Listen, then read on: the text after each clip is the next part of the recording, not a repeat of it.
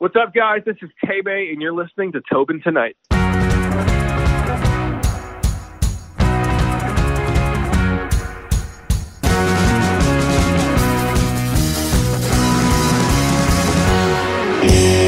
I actually want to start off by wishing you I guess a belated happy birthday.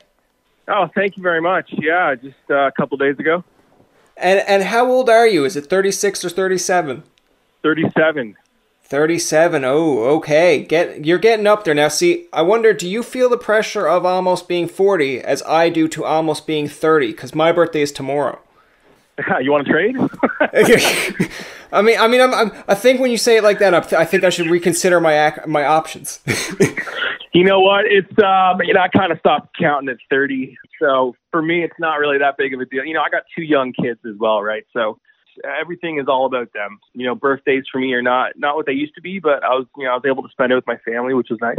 Now I kind of want to start way back because it's very interesting to me. You hear about people, how they get involved in music and, how they get their interest. You started singing at 5 in church. How did that all come to be? Like, was it one day you just decided, I want to get into singing, and someone proposed singing in a church? Were you a very religious person growing up, and that's how it came to be? Yeah, I think you see a lot of artists kind of sing growing up in church. I grew up going to church with my folks, and I don't really know exactly how it all came together, that first performance. It probably was just a natural thing to get up and sing something. And it's been a long and winding road to kind of get to where I'm at right now at 37 years old, starting at 5. But I think things really took a turn for me when I moved to Nashville. I was 16 years old. So it's been a long time coming.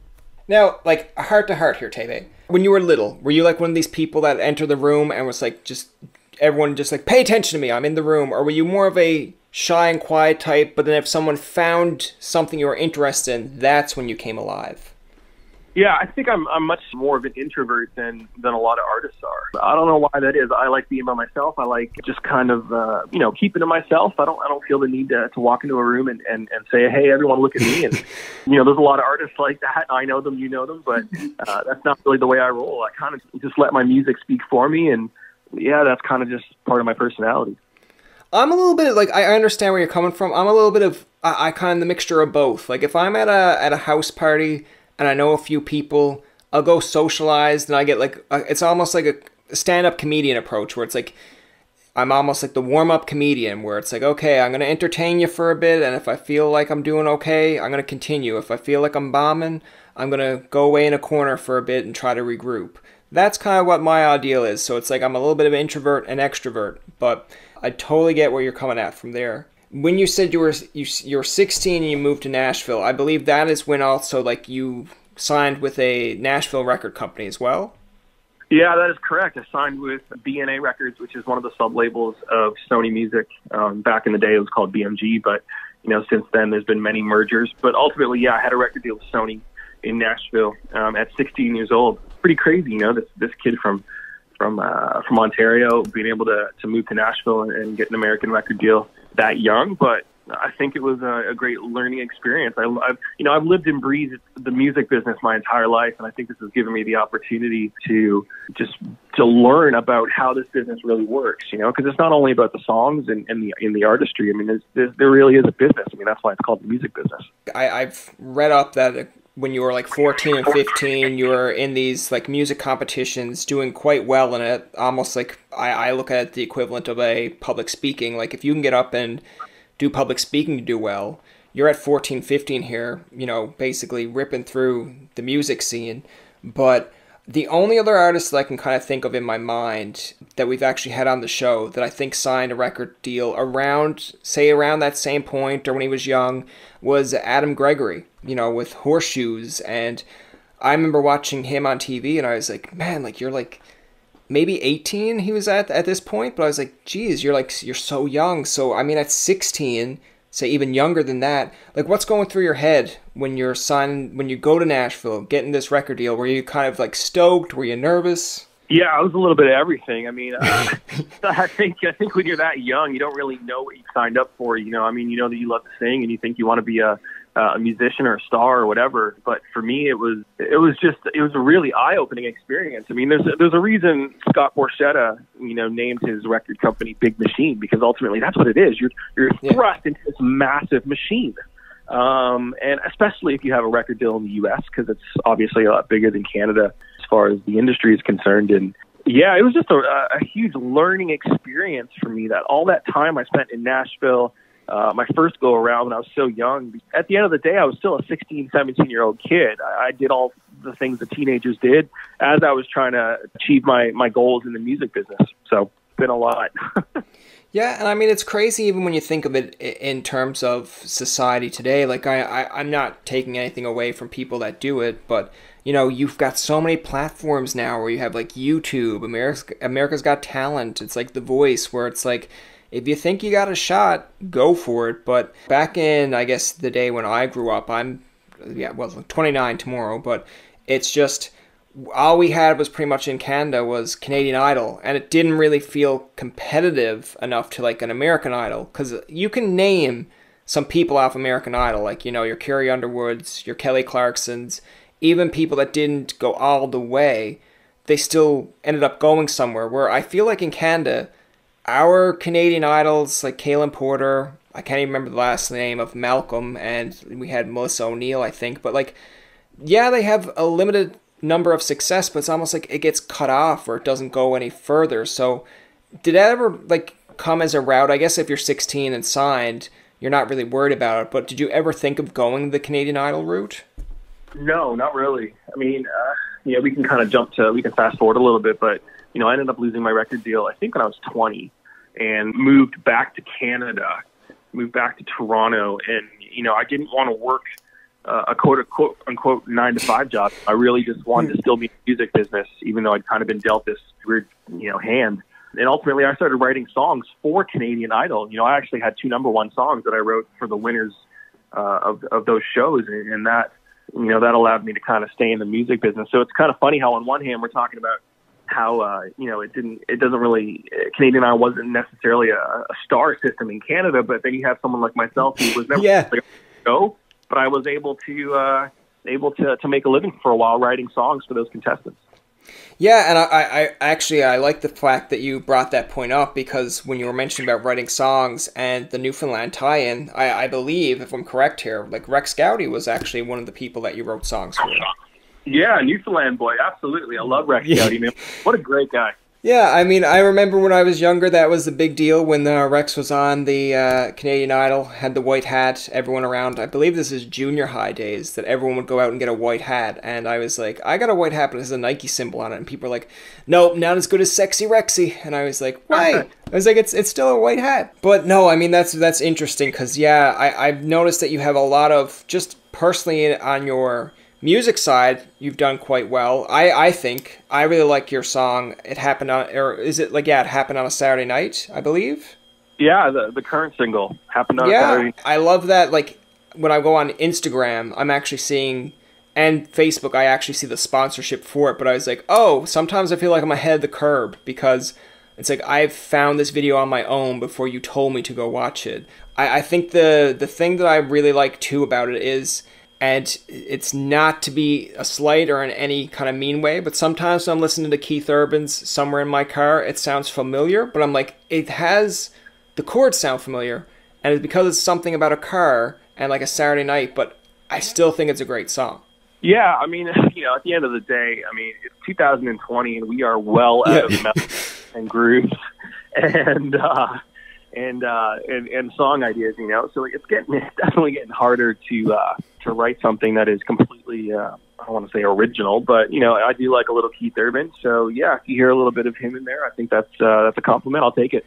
No, and that's kind of what I wanted to say, because I like how you said with 2020, it's hard to write songs, because, I mean, listen, I love Tim McGraw. I could give you, like, a top 10 Tim McGraw list, but, like, Truck is not on my top 10. There will be people that argue it, but I'm like, the guy just wrote a song about a truck and put in, it's like in a boardroom meeting where it's like, Tim, you have She's My Kind of Rain, classic, great. You did some songs with Faith Hill, obviously your wife, but those are great. What's your next song? I'm thinking about doing a song about a truck. Yeah. Great.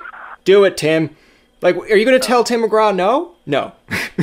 You know, it's kind of funny you should mention She's My Kind of Rain, because my good friend Tommy Lee James wrote that song, and Tommy and I actually wrote 2 songs for One Direction together. So it's kind of funny how 6 degrees of separation got that going on there.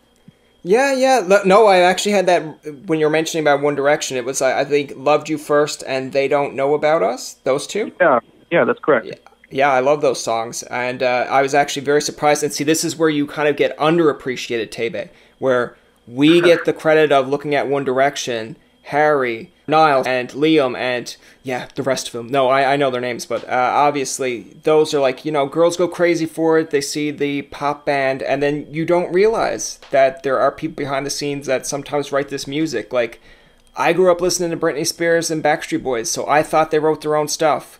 I was a little bit, depressed when I found out that Britney Spears or Christina Aguilera are singing about genies in a bottle, and it's like written by maybe a 55-year-old man or something. And I'm like, why? Why is a 55-year-old man like writing songs about genies in a bottle? But they know who they're targeting it to. So yeah, absolutely. Yeah. I think that's half the battle as a songwriter if you're writing songs.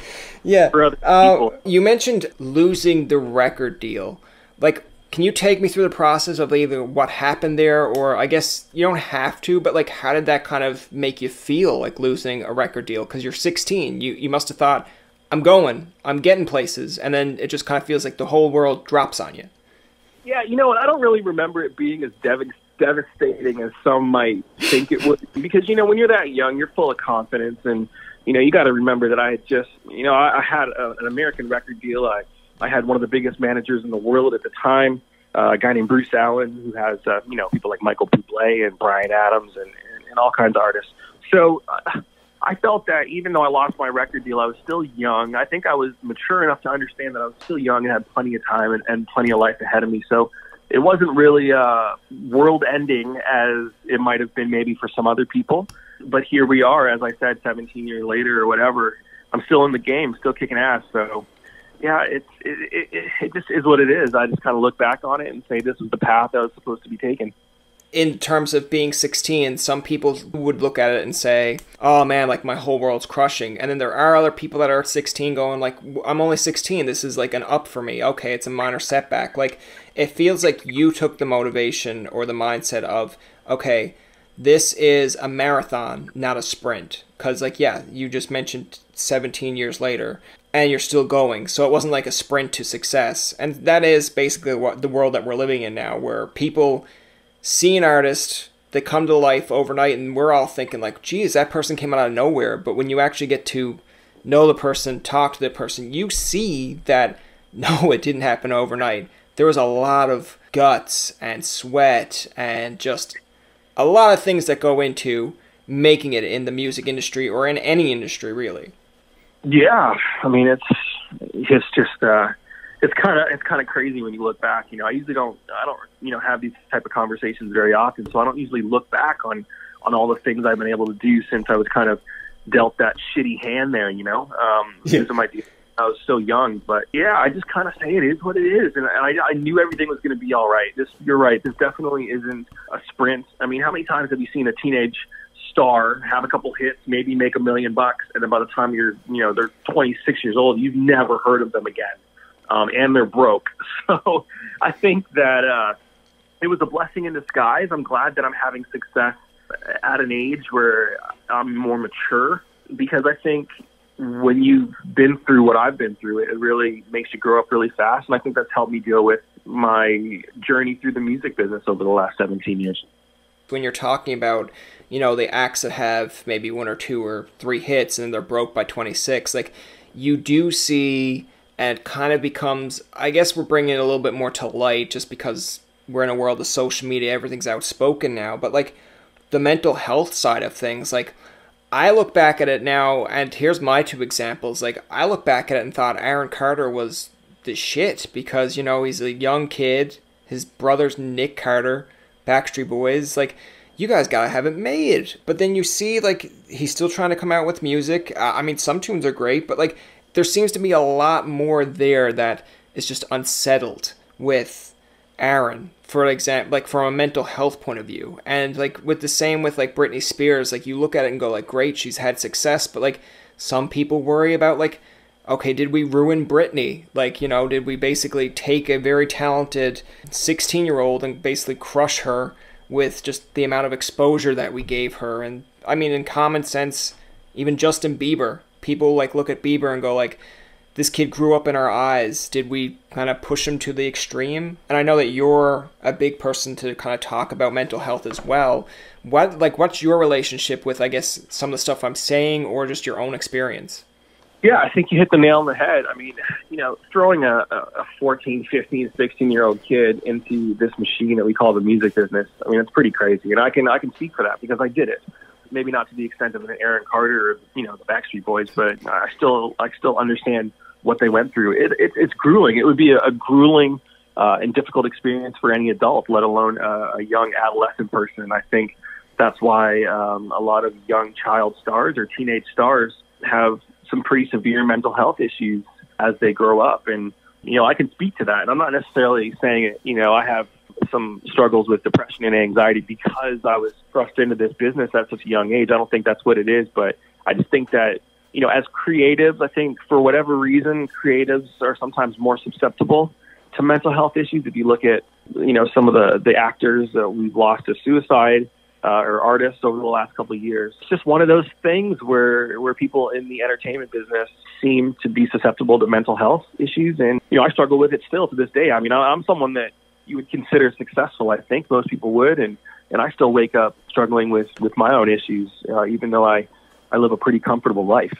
When you get the younger crowd coming up to you, just say if they're 16 or younger and talking about mental health, like I always kind of worry or question about, you know, where they're so engaged with like YouTube and social media now, like Twitter and Facebook, where like you put up a TikTok video, you don't know who's going to make a comment, and where it's so easy to make a comment on anything and be so anonymous, or, you know, people don't know who you are. You can say whatever like the F you want, and you're kind of feeling like you're not going to see me in person, so why should I care? Like you can make a TikTok video of dancing around your kitchen and someone starts poking fun at you from, I don't know, like Miami, and you're in Toronto, and then that kind of affects you personally. Like, do you think that because of social media we do get a lot more of mental health issues, or is it like both pro and a con? Because I know with Twitter and stuff, when someone reaches out and says that they suffer,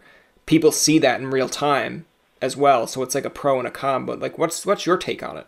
I don't know. I really don't like social media, if I'm honest. You know, I don't get it. I understand it. I understand that it's great for someone like myself because, you know, the fans have access to me. They can ask me things. They can send me messages. They can, you know, at me or whatever it may be. But I just feel that there's a lot of negativity on social media, a lot, and I think it's the perfect breeding ground for hate and anger, and there's just a lot of people who in their daily lives just really don't like themselves, and they feel the need to take it out on other people. I don't know. Not a big fan of social media, if I'm honest. If all this music business stuff kind of goes away from me tomorrow, I really, you know, I don't think I would be much on social media just because I find it very negative.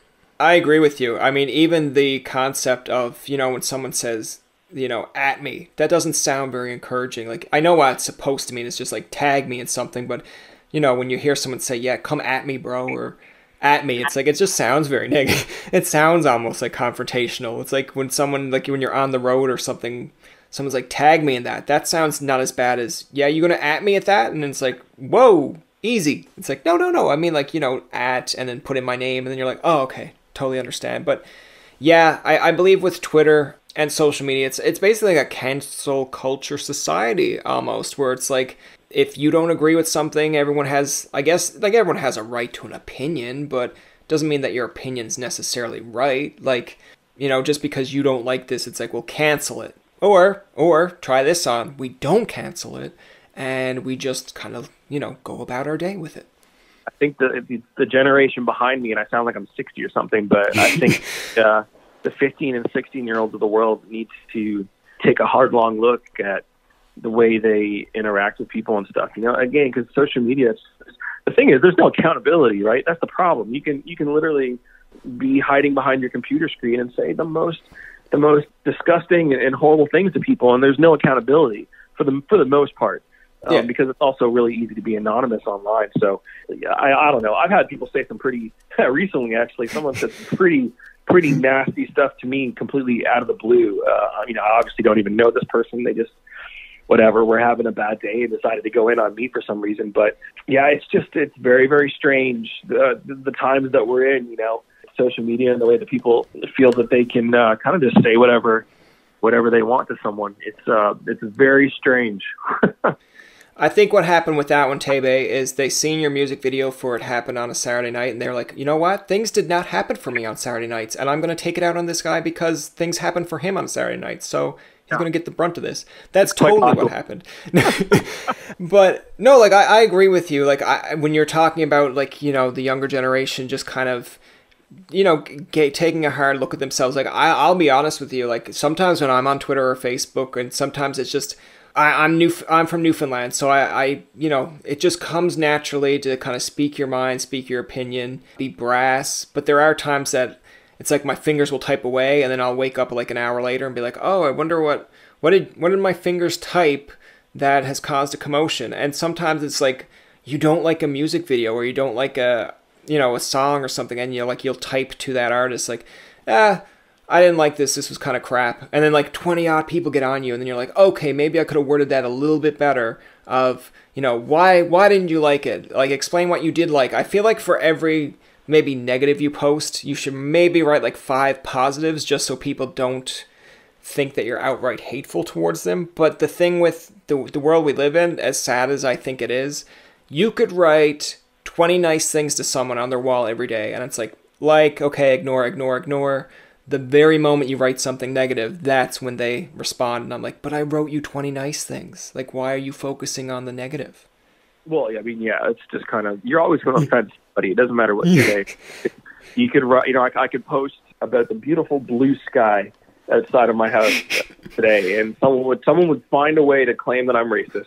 It's just, you're always going to offend somebody. It doesn't matter. Once you get that through your head, then I think you're better off, especially if you're in any position of celebrity or anything like that, where you do have more eyes on you than your average person. So I've learned to just kind of take it with a grain of salt. I don't say anything that's offensive. I just do what I do, man. If people have their own issues and they want to take swings at me anonymously online, then that's something they need to deal with. Well, now I'm offended that you're just allowing people to take swings at you. I'm totally offended. No, I'm only kidding. But no, I think it's kind of an interesting concept there about just the idea that when you said it's anyone can get easily offended, it's almost like they choose it. It's almost like if you put a picture up tomorrow of you sitting down at a kitchen table and your wife having a meal, and you're like, oh, my wife cooked me a great meal, or my daughter's created, or gave me this ham and eggs, and someone be like, that ham and eggs look stupid. Why are you making your child cook for you? It's who said that? Why does this bother you? I've learned to not care. Yeah. I think that's 3/4 of the battle. I just don't care anymore. Yeah, don't really give a shit. That should be an option on Facebook when it's share, comment. It should just be the actual person who posts it gets to comment back or with a thumbs down, and it just says don't care.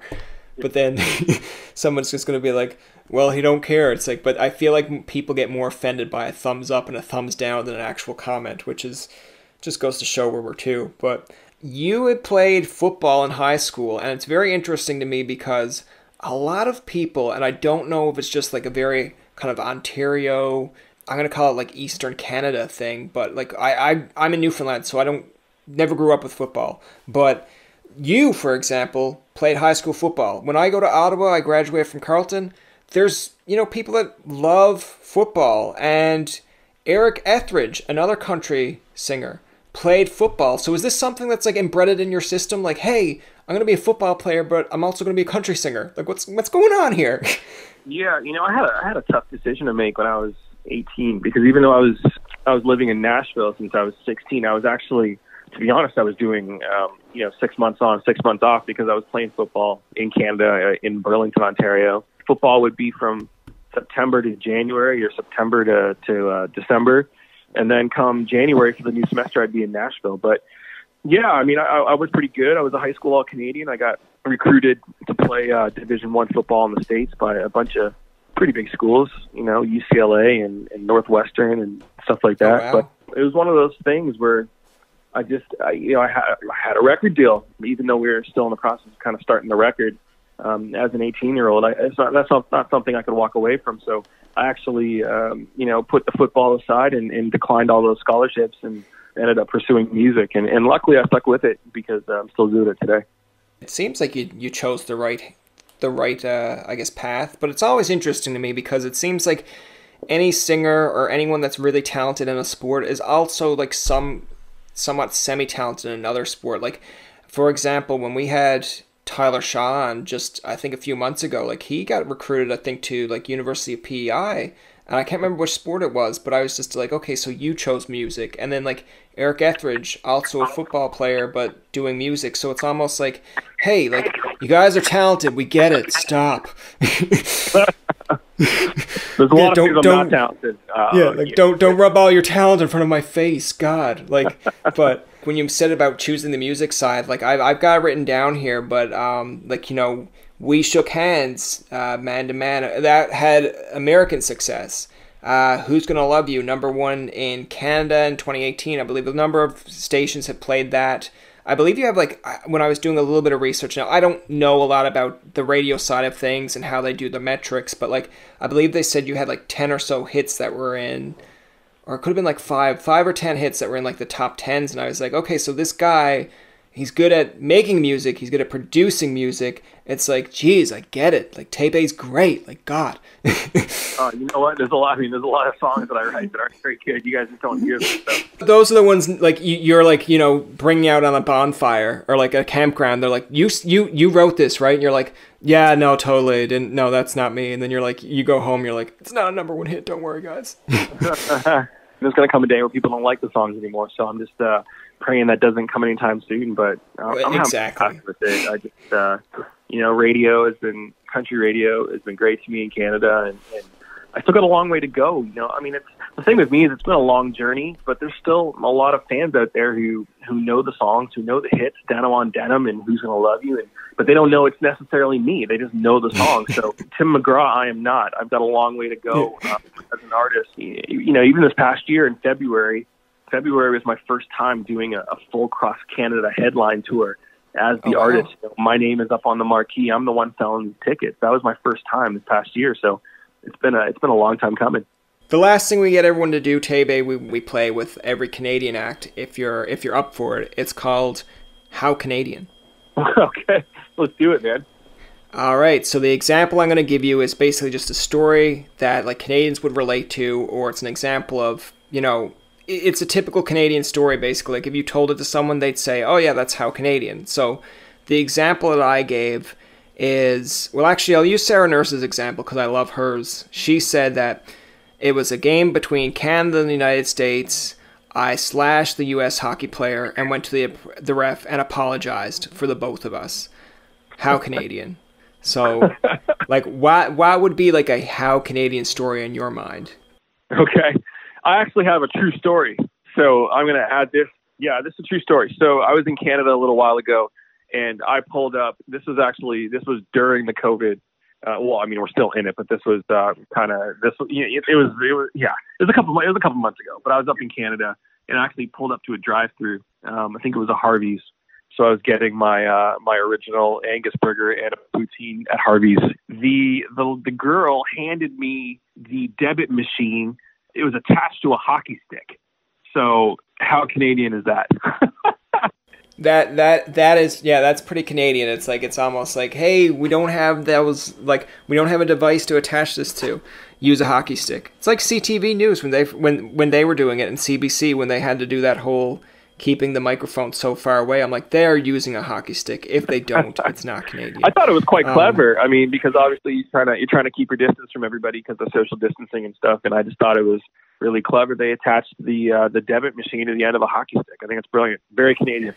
Yeah, absolutely. I think the funny one that I think everyone can relate to as well, when you're holding the door open for someone and like they're a distance away, and then you feel bad because you opened the door and now they're like fake running to catch up to it, and then they're like, "Oh, I'm sorry, made you open the door," and you're like, "Oh, I'm so sorry, I didn't know that you were that far away." It's like it needs to be a Canadian rule where it's like, hey, if they are not 3 hockey sticks away from you, you can close the door and not feel bad. But like there's times where it's like you open the door for like 3 people and someone's right in the distance. You're like, "Oh, I gotta keep this door open because technically they're in my eyesight," and then they're running, and then everyone feels bad. Well, let's just take a second to acknowledge how awesome Canadians are. The fact that we're even having this conversation is pretty amazing. You know, I mean, I've lived in a lot of different places around the world, and you know, when they say Canadians are very friendly and apologetic and just generally good people, you know, they know what they're talking about. They're not lying.